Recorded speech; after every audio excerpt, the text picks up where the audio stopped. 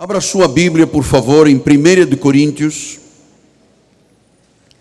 capítulo 13, versículos 1 a 4. O tema deste primeiro dia sobre família será: o que é uma família bem-sucedida? É possível um cristão ter uma família bem-sucedida? O que são conflitos familiares? Como resolvê-los? Nós vamos começar a entrar agora nas questões aparentemente pequenas, mas que são elas que trazem o volume da vida. Diz assim a palavra de Paulo: e eu passo a mostrar-vos ainda um caminho sobremodo excelente.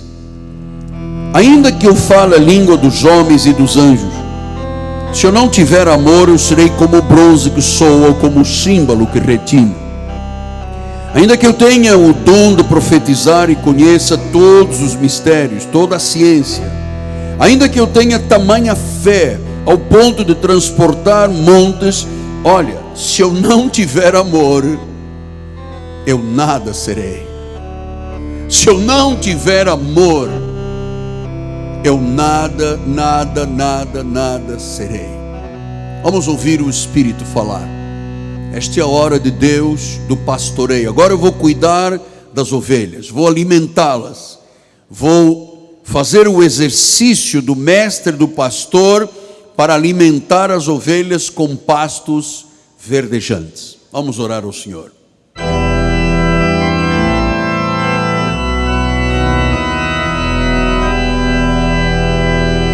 Senhor Jesus Cristo, é bom estarmos em Tua casa. Até o filho pródigo disse: na casa do meu pai há fartura, na casa do meu pai há provisão. E nós queremos nesta hora, Pai, começar a trabalhar sobre aquilo de mais precioso que Tu criaste, que foi a família.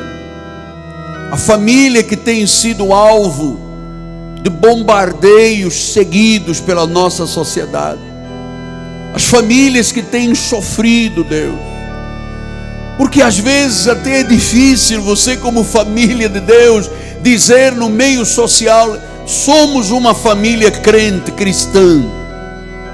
Não bebemos, não fumamos, não mentimos, não andamos segundo os padrões do mundo. Para isso, Deus, nós precisamos ter raízes.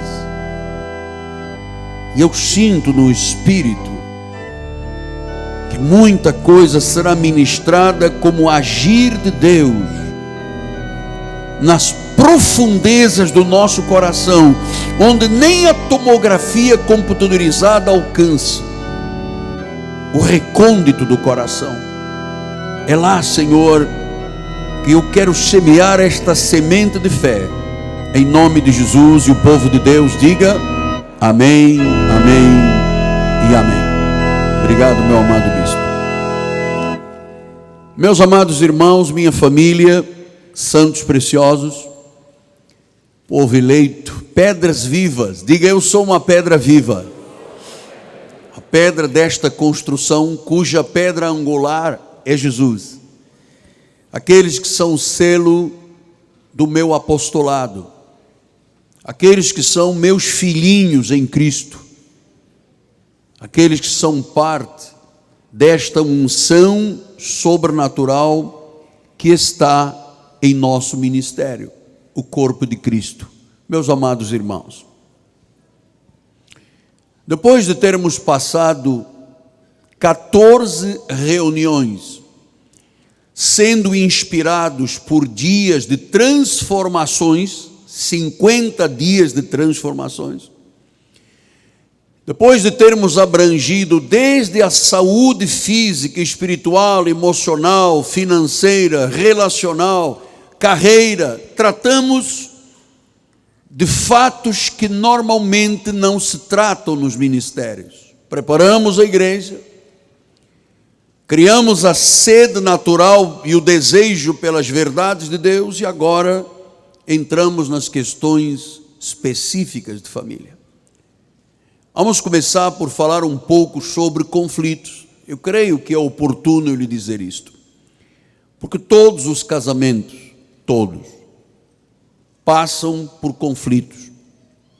Às vezes, na área financeira.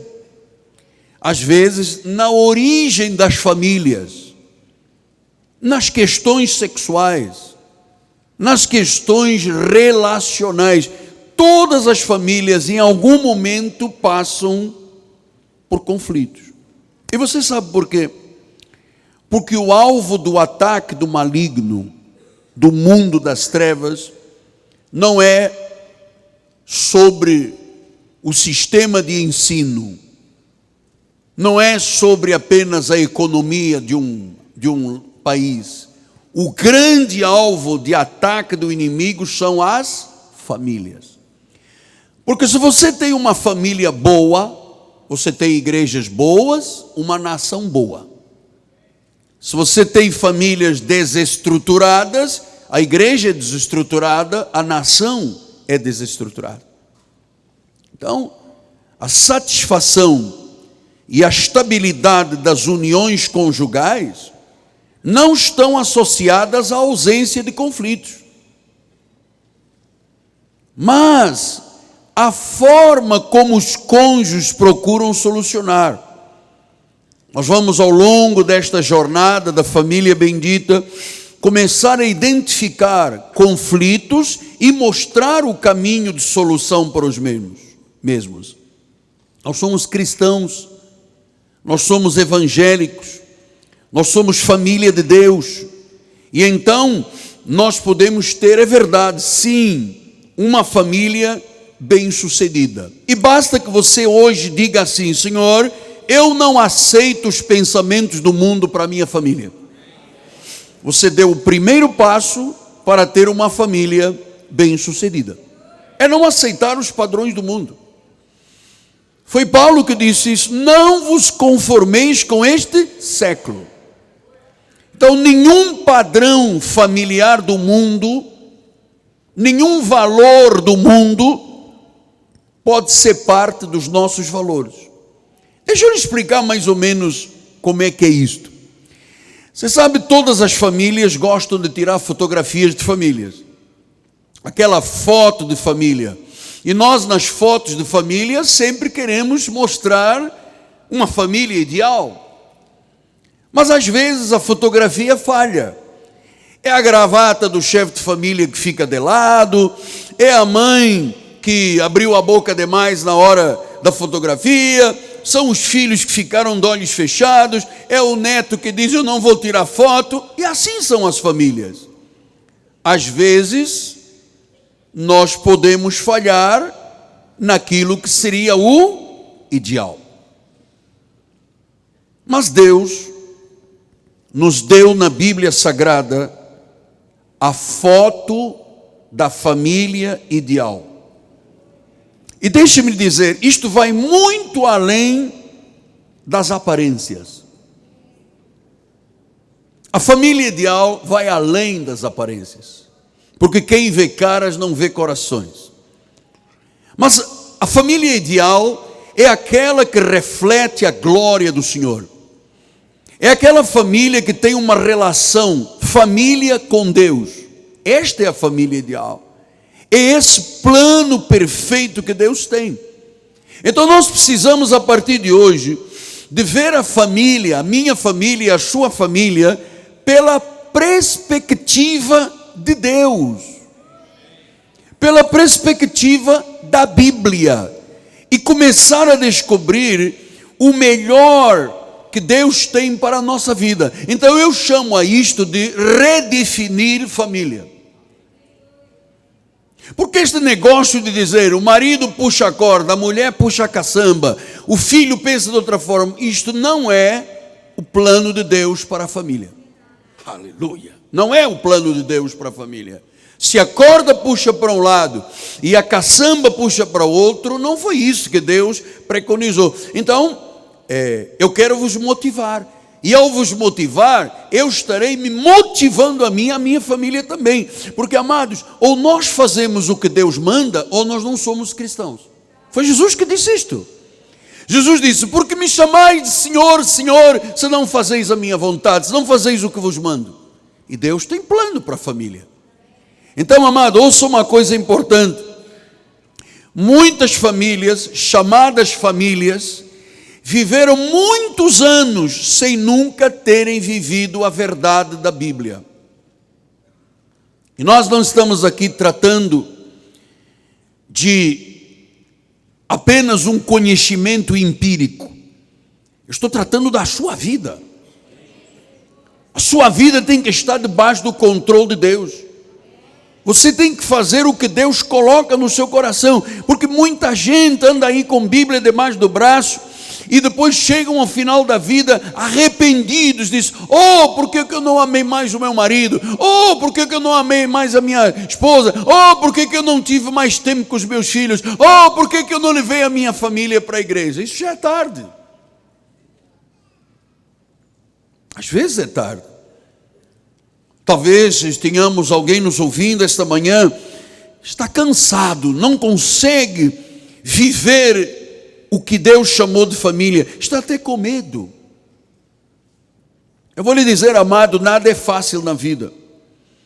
Mas para eu poder ter uma família e amar a minha família, eu tenho que me amar primeiro.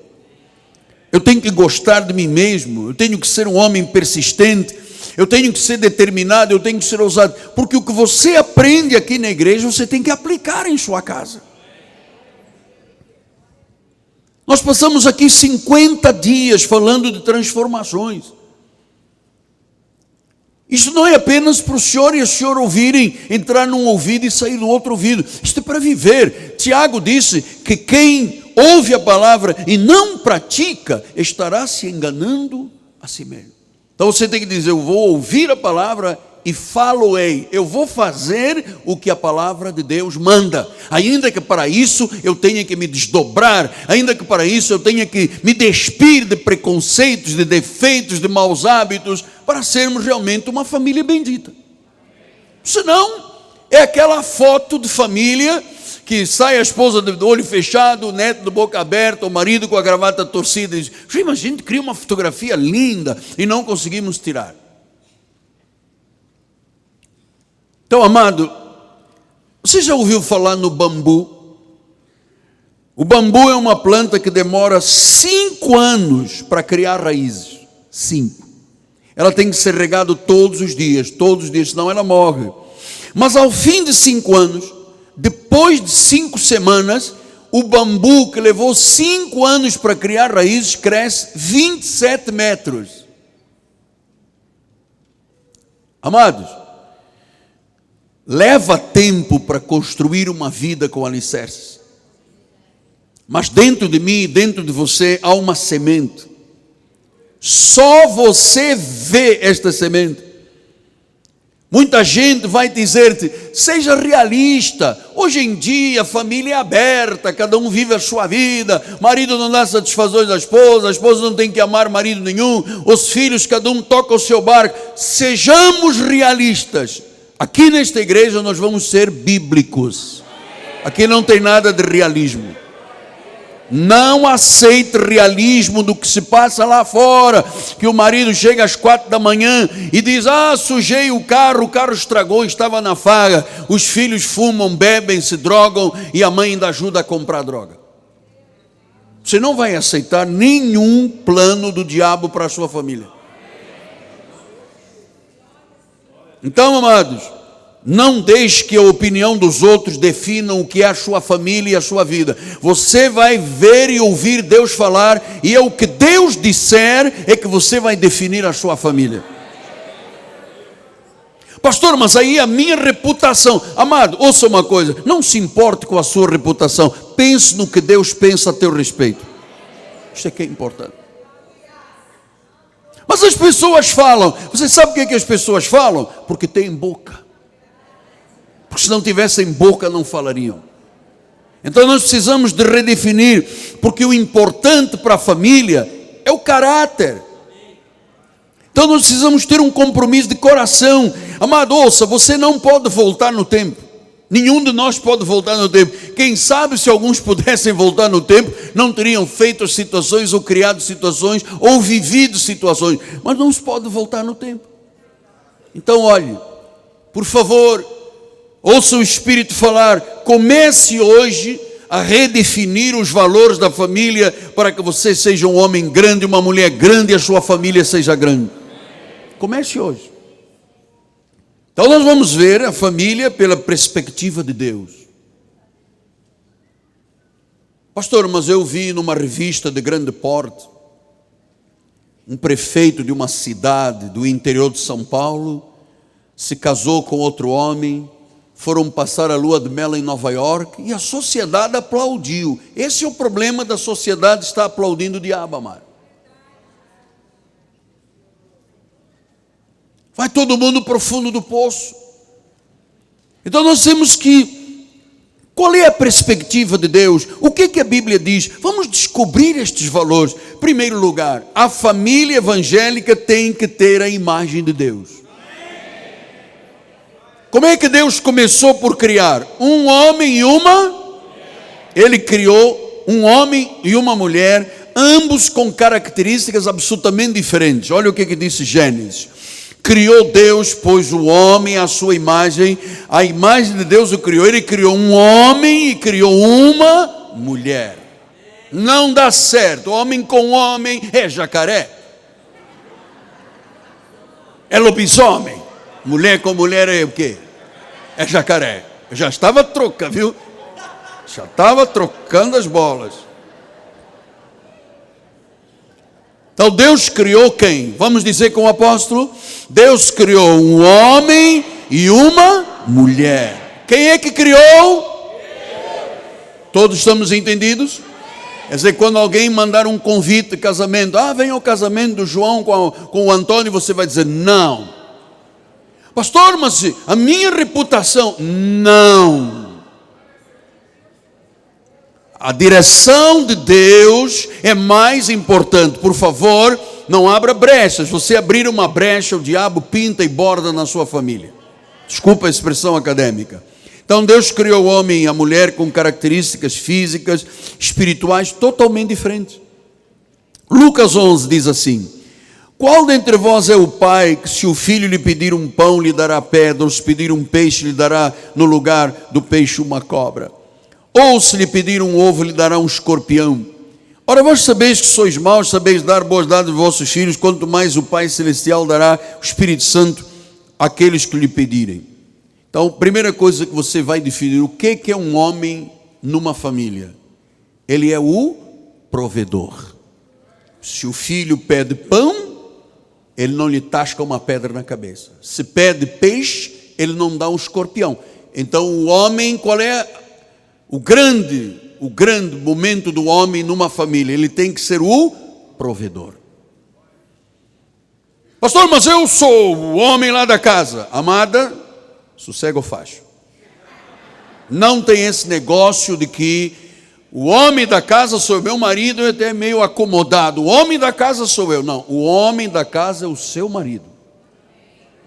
Se o senhor disser a terceira vez, eu me levanto e vou embora. Fica que a porta está trancada, não dá para sair. Então a figura do homem qual é? Ser um pai provedor. Pastor, e da mulher?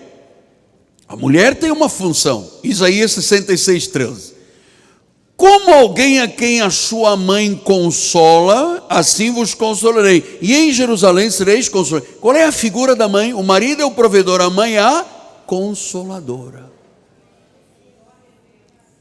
Olha, quando um filho machuca um dedo, o que ele grita? Mãe!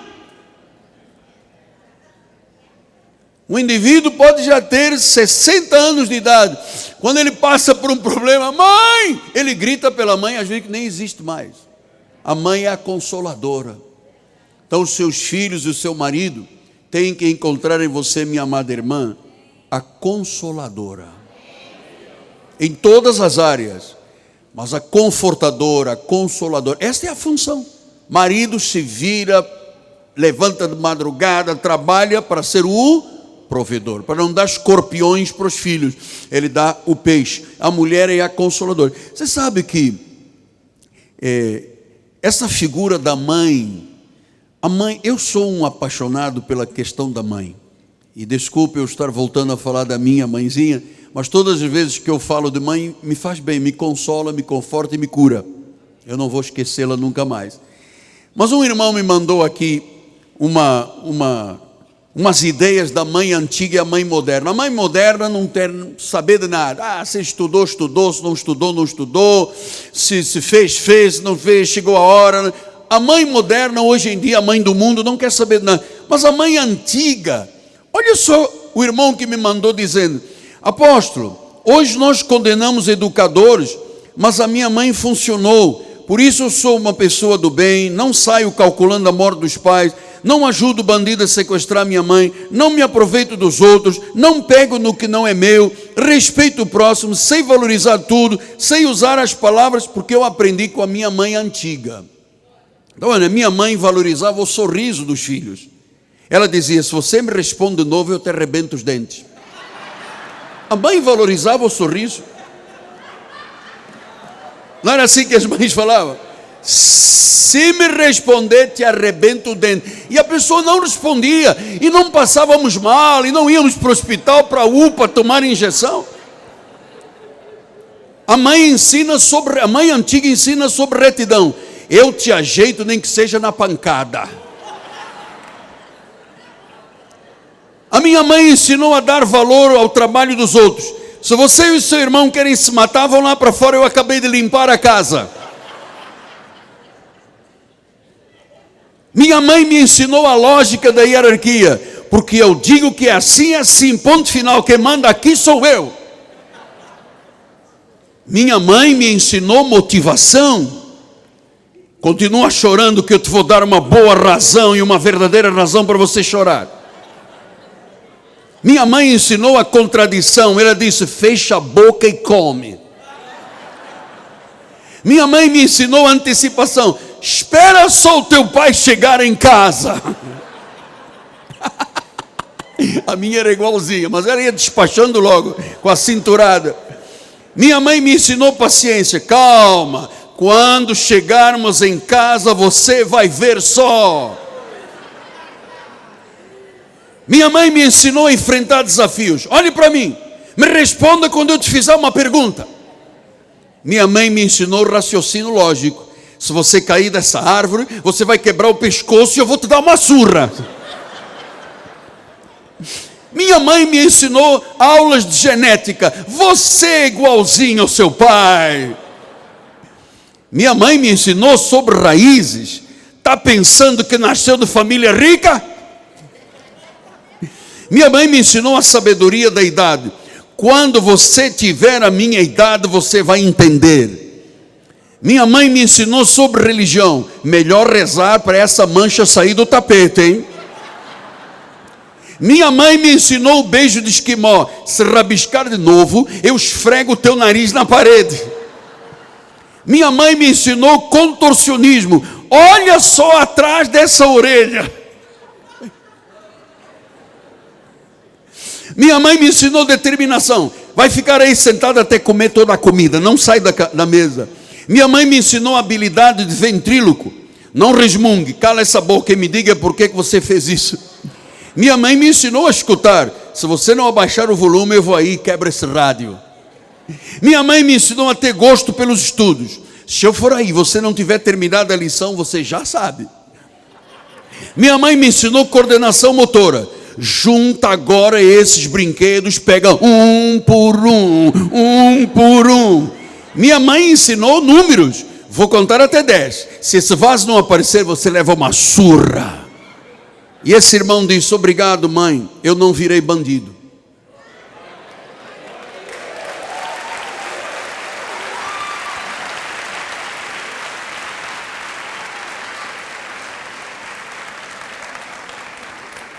Essas foram as nossas mães, Narciso.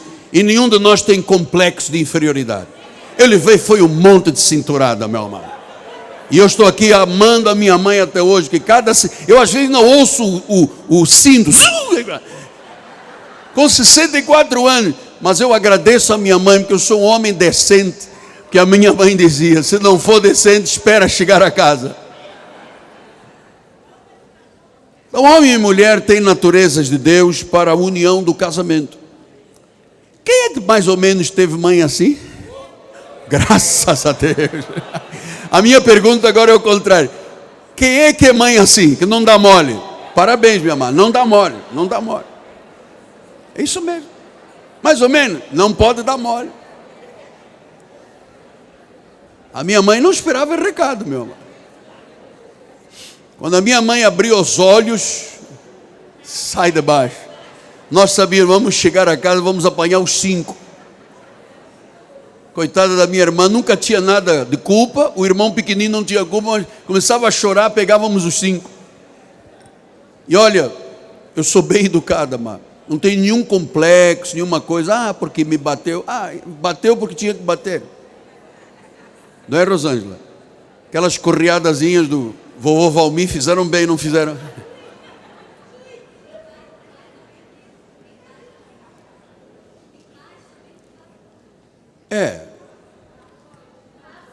Não, eu nunca bati em filho. Tem pais que batem. Isto tudo é o pai que fala. Foi assim com você, meu genro? O irmão Sérgio chegava a roupa ao pelo? Merecia? Irmão Sérgio, olha, o irmão Sérgio está ficando vermelho ali atrás. Ele merecia, meu Sérgio? O meu genro era roupa ao pelo? Olha. O irmão agradece cada surra. É uma bênção, amado. Não estamos aqui sugerindo para pais baterem, mas a verdade é que hoje não tem gente educada porque lhe faltou disciplina em casa. Então, família é mais do que um homem e uma mulher. Gênesis 1:28 diz: Deus os abençoe de sede fecundos, multiplicai-vos, enchei a terra, sujeitai. Então família começa, um homem, uma mulher e filhos. A família é criada para ser a imagem do Criador. É a família bendita, é a família celestial. É o exemplo do amor de Deus.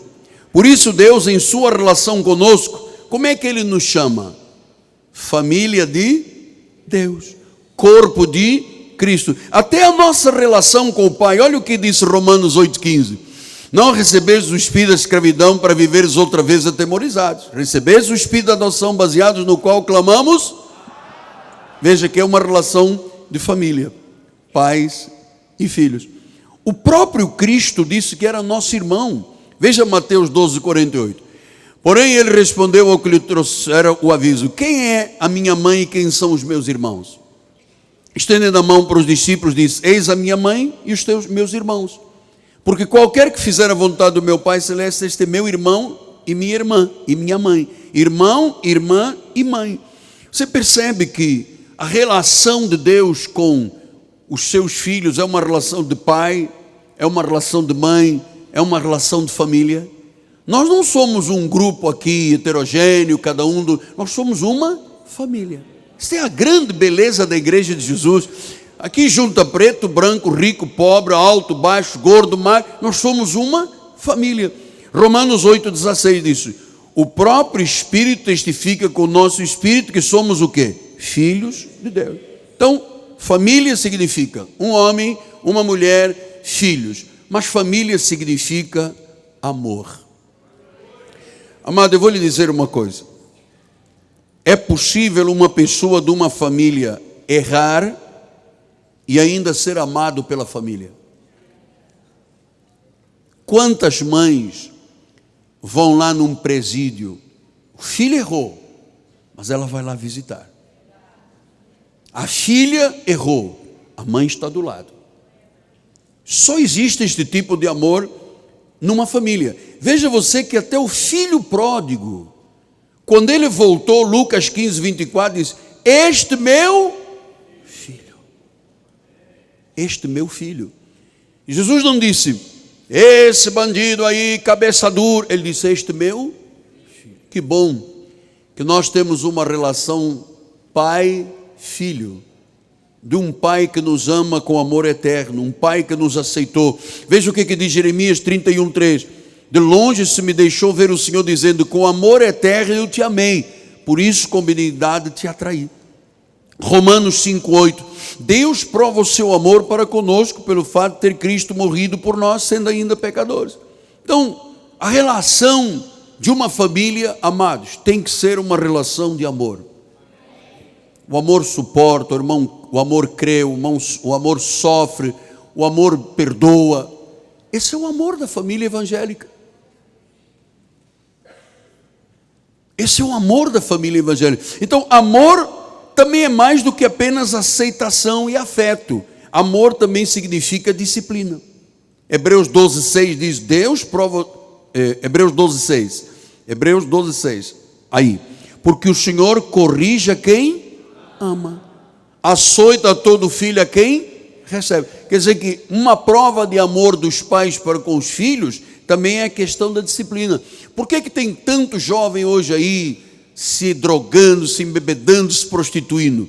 Porque não foram disciplinados, não foram corrigidos pelos seus pais. Provérbios 13:24. O que retém a vara aborrece o seu filho, mas o que o ama cedo disciplina. Disciplina não quer dizer pancadaria, disciplina quer dizer limite. Disciplina quer dizer condições que os pais devem colocar dentro da sua família. Então o amor, porque a Bíblia está mostrando que família é amor. Homem, mulher, filhos, disciplina, amor. Agora nós vamos dar um passo adiante. O amor dentro de uma família tem que ser expresso verbalmente. Porque a Bíblia diz em João 3,16 que Deus amou o mundo de tal maneira que deu o seu Filho. Então, Deus expressou o seu amor com uma atitude. 1 João 4,19, nós amamos porque Ele nos amou primeiro. Então, nós temos que aprender a dizer aos membros da nossa família que nós os amamos. Os pais devem dizer aos filhos, o marido deve dizer à esposa deve dizer ao marido. Porque você pode dizer assim, mas apóstolo, ele já sabe. Não, amado, se Deus não te dissesse todos os dias que te ama, tu não saberias. Isso fortalece. Então nós temos que aprender a dizer aos membros da nossa família, eu te amo. Você sabe como é que os meus netos começaram a dizer eu te amo, vovô? Porque a minha filha Ana e o meu genro, todas as vezes que entram os meninos no meu gabinete, a Ana diz assim, diga ao vovô que ama, abraça o vovô, aperta mais esse abraço. Então ela ensinou os netos a me amarem. Porque a pessoa não sabe amar se não for ensinada. Então às vezes anda em uma esposa muito, sabe, num deserto, para ouvir uma palavra de carinho, uma expressão. Às vezes é um marido que fica aí carente, sabe, angustiado, porque a esposa diz, não, mas não é da minha cultura. É verdade, não é da nossa cultura do mundo. Esta cultura é bíblica. Aqui se aprende a viver conforme as instruções de Deus. Então, se Deus não dissesse que me ama, como é que eu saberia disso? Agora vamos um passo adiante. Palavras só não são suficientes. Porque às vezes a pessoa diz eu te amo e vem da boca.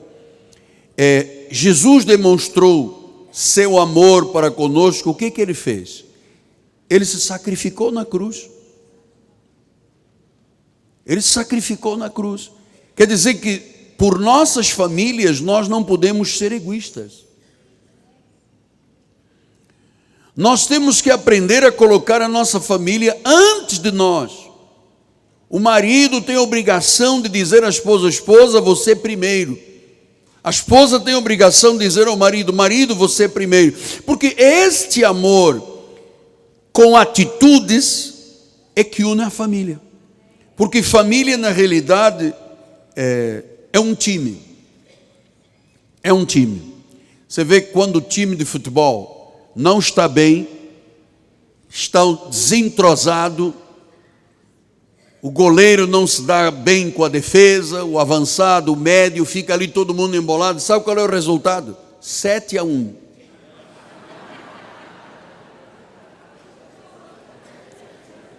Vamos esquecer isso. Mas ali, Mário, estava a prova do desajuste do nosso time. Porque agora o time vai jogar com a Alemanha e vai bater na Alemanha. Agora, estava todo mundo desentrosado. Não havia unidade. Então, família é um time. Amado, você tem que valorizar a sua família. Porque quando você tem o verdadeiro amor na família, ele é duradouro, ele é resistente, ele aguenta. Uma família que se ama aguenta todos os trancos. Todos. É ou não é verdade? O tranco às vezes é violento. Às vezes são embates, mas quando a família está unida, amado, ela permanece unida. Agora, se não existem estes valores, a relação torna-se monótona, torna-se fria. A existência da família torna-se fria. Porque, irmãos, não se resolve questões de família só com sentimentalismo. Nem se resolve questão de família só com a questão sexual. O amor também é resistente à prova. Então, família tem que ser o quê? Comprometida. Marido, mulher, filhos, comprometidos. Cantar de Salomão disse isso 8:7. As muitas águas não poderiam apagar o amor, nem os rios afogá-lo.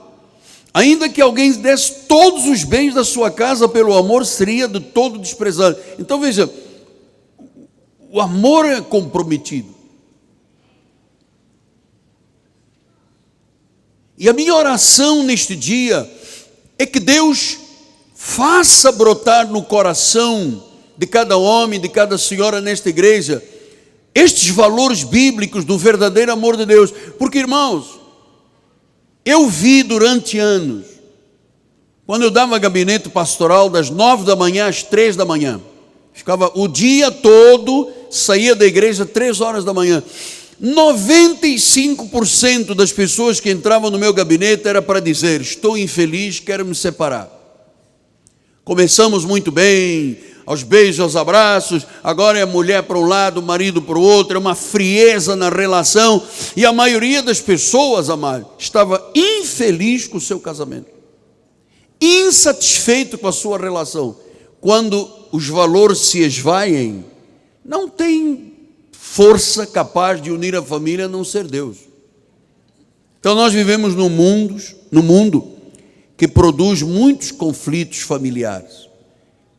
Este mundo que nós vivemos encoraja a separação, o divórcio, o adultério. Você não vê nada encorajando a solução do conflito. Não vê. Satanás tem trabalhado pesado para destruir famílias. Nós temos que pensar no que nós vamos estudar a partir de hoje, redefinindo esses valores. Porque se 95% das pessoas que entravam no meu gabinete diziam: apóstolo, o senhor tem que dar um jeito. Eu pareço um mendigo, uma mendiga dentro de casa, pedindo uma migalha de pão, de carinho, de amor. Quantas pessoas entraram no meu gabinete dizendo: eu sou uma viúva de marido vivo.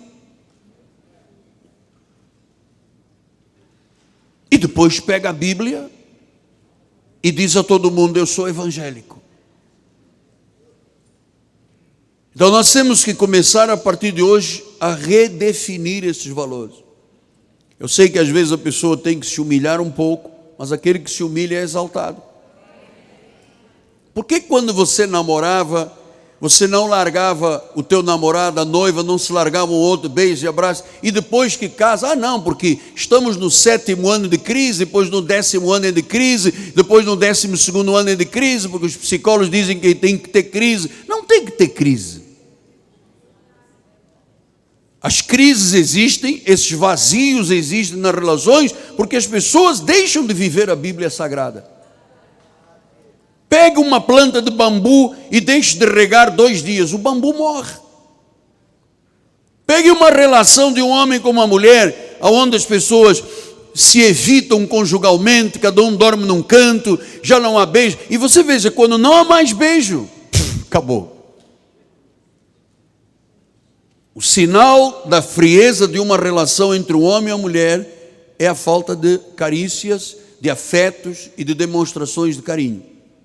Começou-se a evitar o beijo, já está mal. Na nossa cultura ocidental, já está mal.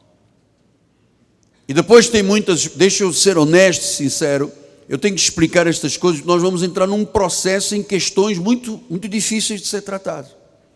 É assim, às vezes a mulher dá um chega para lá no marido. Aí o marido arranja na rua uma mulher, ele diz, seu safado.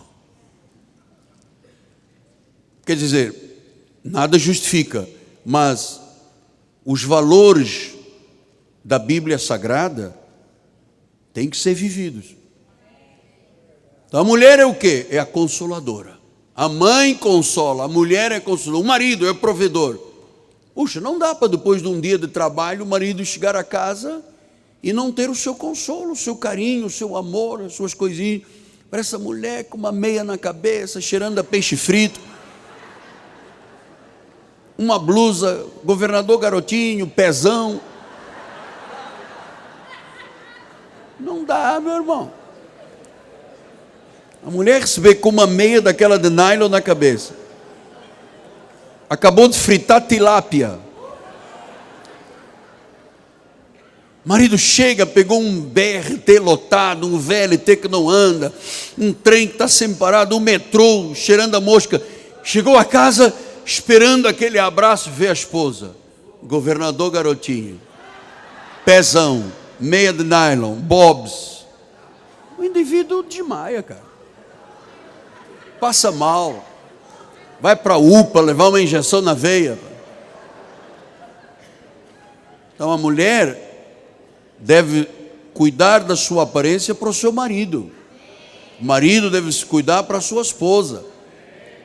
É muito interessante quando o marido tem orgulho na sua esposa e vice-versa.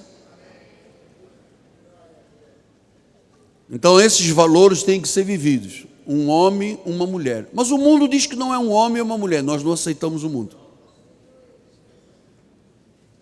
Pais com filhos. Nós estamos falando aqui dos valores que realmente são os valores de Deus. Então, quando você ama, você está cumprindo a palavra. Quando você tem disciplina em casa, você está cumprindo a palavra. Quando o seu amor é expresso verbalmente, você está cumprindo. Quando demonstrações são feitas de amor, às vezes até um sacrifício. Este é o amor de Deus. Esta é a família de Deus. Foi isto que Deus preconizou. Agora é muito triste, cara. O cara andar ao lado de um homem e de uma mulher, não está aí nem um nem para o outro. Passa um ano, passam 2, passam 10, passam 20, e a pessoa diz, não, este ano vai mudar, este ano vai mudar, este ano. E já se passaram tantos anos e não muda nada. Um esperando que o outro mude. Então, meu amado, querido, a vida é muito curta. Você sabe o que você leva desta vida? O que você semeia de amor e de felicidade é que é a tua vida. Então nós não podemos perder um minuto mais, amado. É muito desafiador você olhar uma mulher, um homem que se amaram tanto no passado e que depois começaram a esfriar a relação, e hoje é uma coisa meramente informal. Oh, abençoado, como está? Oh, abençoada, tudo bem? Oh, nosso missionário, olha missionário, olha. Amado, não pode. Deus quer casamentos felizes, amado. E eu sei que muita gente resiste a isso, porque diz assim, para que eu vou investir numa relação? Você vai investir porque é bíblico, porque é a ordem de Deus. Basta de sofrimento. As pessoas têm a ordem de Deus para o casamento, foi Deus que criou esta engrenagem familiar. Isto não foi criado pela igreja. Foi Deus disse, criou um homem, criou uma mulher, e diz: agora você vai casar, agora você vai ser fecundo, vai se multiplicar, vai ter filhos, vai viver. E o que estragou esta relação? A mentira do diabo. A mentira do diabo. Então nós estamos aqui, amados, com todo o carinho, com todo o amor, com todo o respeito, dizendo às famílias da igreja: vamos viver o que a Bíblia ensina. Não vamos dar desculpas esfarrapadas, dizendo: mas não tem jeito, não tem jeito. Amado, espere em Deus, Deus está no controle. Deus está no controle da nossa vida. Eu sei que há pessoas aqui que estão esperando um grande milagre nas suas vidas. Um grande milagre, um grande sinal de Deus. Porque se nós não tivéssemos as regras bíblicas, amado, a igreja perderia o controle. As pessoas perderiam o controle. Então nós precisamos de saber: Deus mandou homem, mulher, filhos, amor, disciplina, até um gesto sacrificial. É isto que é uma família. E os conflitos, apóstolo, que o irmão se referiu no início do estudo? Os conflitos existem. Não pense você que existem famílias perfeitas nesta terra. Não existem famílias perfeitas, mas existem famílias bem-sucedidas. Famílias que o homem e a mulher fazem um esforço para serem agradáveis, para proverem. O homem luta, o homem é o provedor, sai à batalha para prover para a sua casa. A mulher tem a função de ser auxiliadora, é a consoladora da família. Isso são valores que você tem que viver. Porque se você não redefine isto na sua vida, você vai continuar achando que vida é isso mesmo, e não é. Deus tem coisas melhores para a nossa vida. Deus tem coisas melhores. Então, quantos maridos aí ficam babando e invejando porque vem um outro casal aos beijos, aos abraços, e o indivíduo diz: mas por que eu não tenho isso na minha casa? Quantas mulheres mendigando uma palavra? Não, porque na minha cultura, não tem cultura, mano. Nossa cultura é bíblica. A Bíblia diz que quem está em Cristo é uma nova criatura. As coisas velhas passaram, tudo se faz novo. Então, meu amado, a verdade é que o egoísmo, ontem a bispa estava falando sobre isto, o egoísmo tem separado as famílias. O egoísmo tem separado as famílias. As leis do Brasil facilitaram o desajuste da família. O egoísmo. Então o egoísmo faz um homem ser duro com a esposa dura com o marido, os pais duros com os filhos, e não existe esta unidade. Nós queremos que Deus pode fazer isso. Os conflitos na vida de um crente, de um casal cristão, não podem ser resolvidos pelo psiquiatra, pelo psicanalista, pelo psicólogo. Eles têm que ser resolvidos à luz da Bíblia. O que a Bíblia diz? A Bíblia diz que o marido tem que amar, a esposa tem que ser submissa, os filhos têm que dar honra aos pais. Ponto.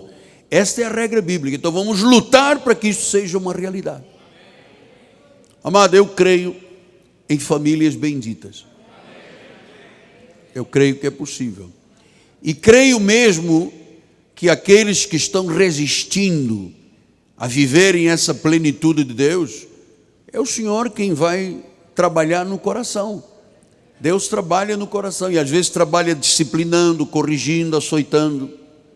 Ele tem a forma de trabalhar no coração, porque viver fisicamente só existe uma única oportunidade, uma única. Se você deixa escapar, às vezes é como eu disse aqui na quarta-feira, o trem está passando, ou você entra no trem e vai, ou você perdeu a chance, porque às vezes nós só temos uma oportunidade na vida, e há pessoas que perdem esta oportunidade. Então vale a pena o senhor e a senhora seguirem as instruções que começarão agora, a partir de agora, e sentar e dialogar. Senta com o teu marido, senta com a tua esposa. É muito importante o casal se sentar frente a frente e dizer: olha, eu tenho esta necessidade, eu preciso disso. Esse chama o diálogo. Nós vamos trabalhar muito ao longo do tempo para você entender que família é coisa boa. Família é coisa boa. Quando ela tem a bênção de Deus, amado, não tem coisa melhor. Então, o diálogo, eu termino com esta palavra, o diálogo. Sente com o seu marido, sente com a sua esposa, tira uma hora, tira um dia, tira uma noite para conversar, para ajustar e dizer: nós decidimos como Josué, eu e a minha casa servimos ao Senhor. E se serve ao Senhor como? Vivendo as verdades da Bíblia. Vivendo as verdades da Bíblia. O amor se expressa verbalmente, o amor se expressa com atitudes. Faça isso. E você sabe, algumas pessoas estão aqui entre nós que têm chorado muito de infelicidade dentro da sua relação. Deus está vendo isso. Deus está vendo isso. E se você viver a Bíblia, o Deus a quem servimos é o Deus do impossível. Ele transforma a vida. Amém? Ele transforma a vida. Curve a sua cabeça, por favor. Senhor Jesus Cristo, começamos hoje a entender que é possível ter uma família bem-sucedida. Conflitos não significa que não há satisfação ou estabilidade. Satisfação e estabilidade também estão associados às questões de conflitos. Conflitos que se resolvem para haver a estabilidade, para haver o equilíbrio, para haver a satisfação. E, Senhor, nós queremos identificar as nossas famílias com a Bíblia Sagrada. Nós queremos ser maridos bíblicos, mulheres bíblicas, filhos bíblicos. Nós queremos fazer parte daquela fotografia da família ideal que Deus pensou. Porque, meu Deus, se tu criaste a família, por que razão existem tantos desmandos nas famílias? O inimigo está batalhando pesado contra esses valores que fazem a razão da vida.